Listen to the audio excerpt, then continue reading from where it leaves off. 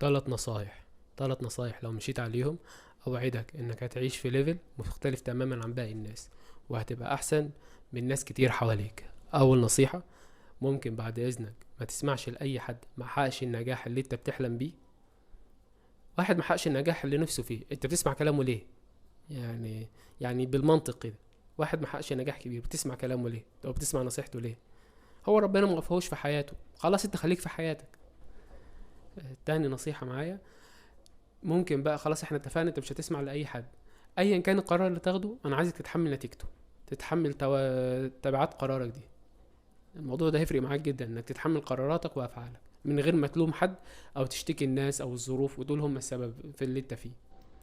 تالت نصيحة وشايفها هتفرق مع اي حد: الفرق بينك وبين اي حد ناجح انه بيستغل وقته، بيستغل كل دقيقة من وقته عشان يحلم بالنجاح اللي يحلم اللي نفسه فيه.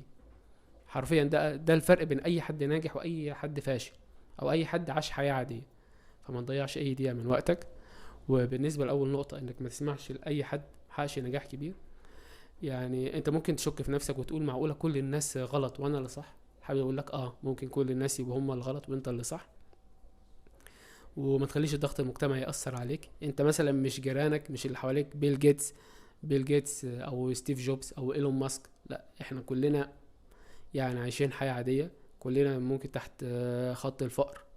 فعشان كده لا، تحمل نتيجة افعالك واستغل كل دقيقة من وقتك وما تسمحش لأي حد.